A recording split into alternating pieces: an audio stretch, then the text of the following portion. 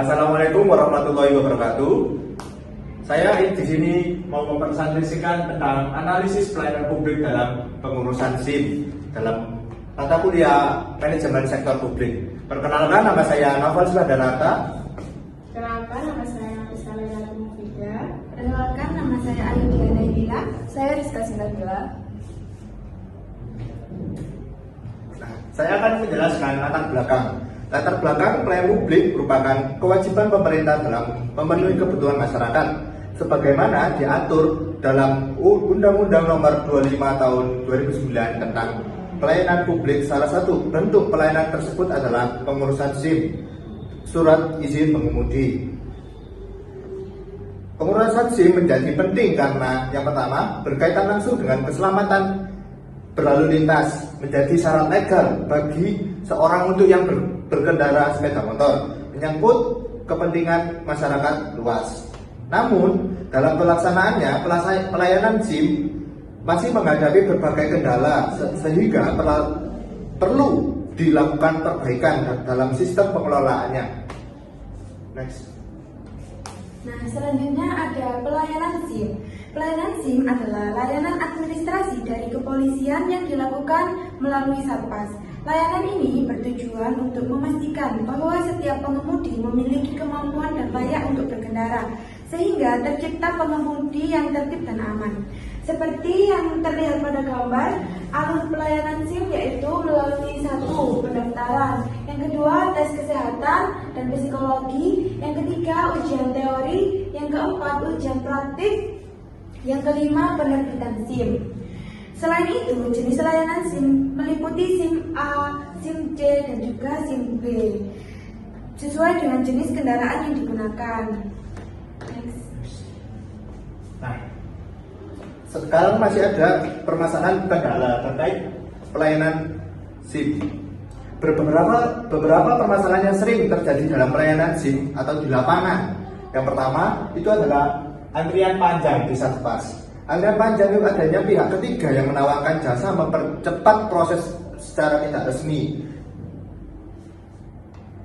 atau menunjukkan pelayanan belum efisien dan masih memakan waktu. Yang kedua ada praktik percaloan. Praktik percaloan itu adanya pihak ketiga yang menawarkan jasa mempercepat proses secara tidak resmi. Yang ketiga ada proses dianggap rumit.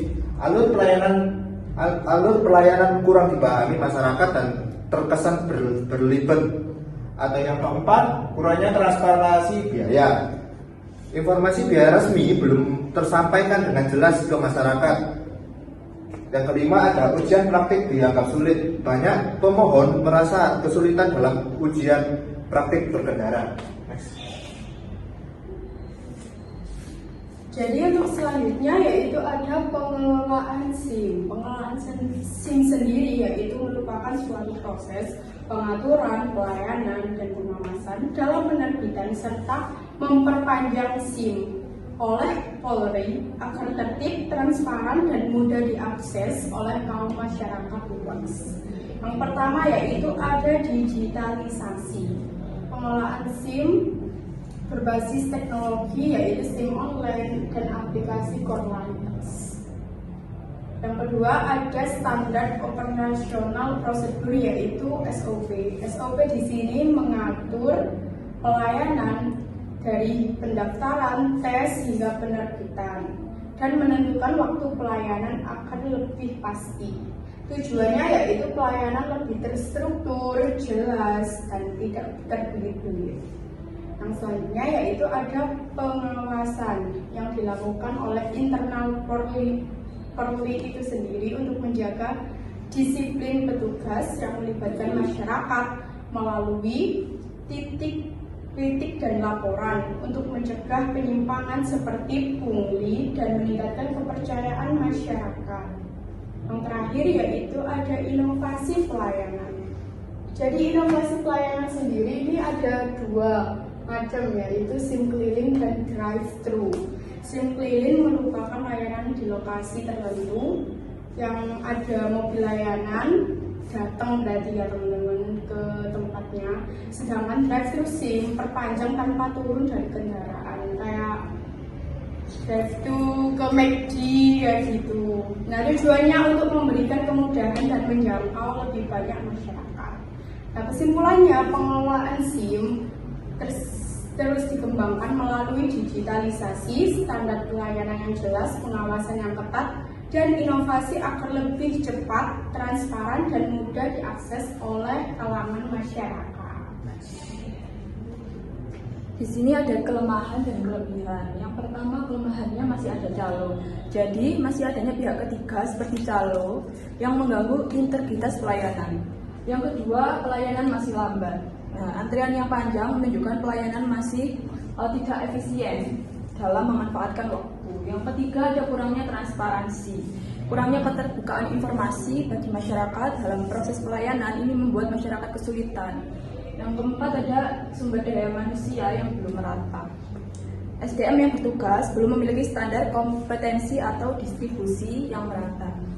Lalu ada kelebihan. Yang pertama, sistem sudah modern dan digital. Penggunaan teknologi digital membuat layanan lebih sistematis dan lebih simpel.